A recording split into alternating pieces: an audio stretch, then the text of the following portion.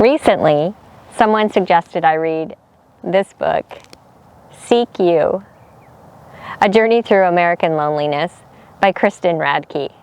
The book is interesting because it's a graphic novel, and honestly, I had never read a graphic novel before, but it's not a novel, it's a memoir and an essay.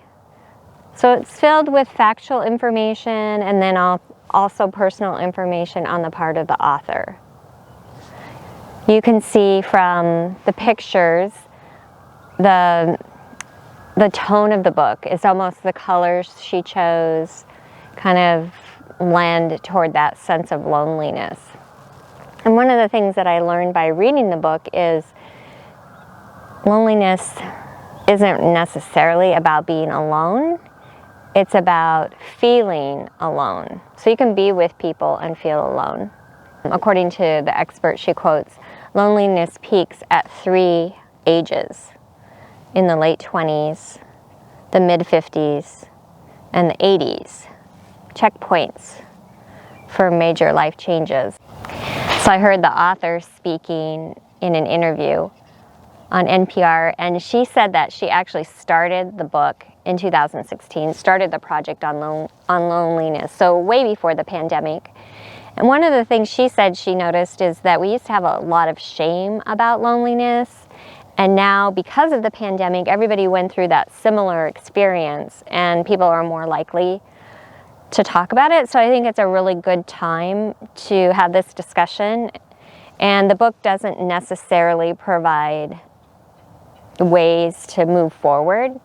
And so that's why I had to just use it as a memoir and thinking of my own life and looking within and saying, what have I done?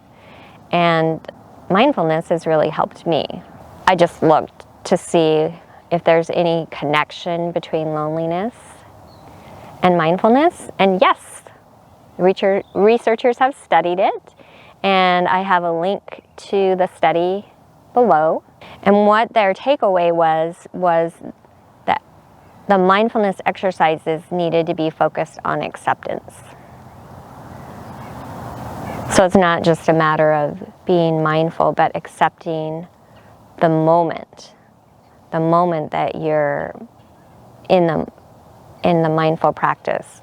Because it's easy to resist thinking as you're sitting there, you look great, you look like you're meditating, but you're like resistant. I gotta run here and do that, I gotta take the kids here, I gotta, whatever. But it's just being able to accept, okay, I'm breathing in, and I'm breathing out. So this exercise that I'm going to do with you allows that to happen by focusing on your breath, but then moving into a position that's different and feeling what your breath feels like differently and accepting it. Not trying to change it, just accepting it. Being curious about it. For this particular exercise, you sit with your legs apart, and then, like a lot of the exercises we do, just find your breath. And your focus is on accepting what's happening in the moment. So accepting the movement of your belly, your hand maybe moving up and down. Just accepting it, not trying to change it. And then allowing the body to fall forward as a way to release the body. Your hands are down in between your legs.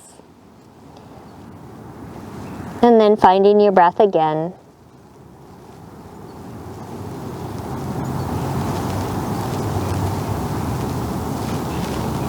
Just accepting the way the breath is moving the body in this position that it's not used to being. And then returning upright. And that's just a mindfulness practice that you can add on to each day.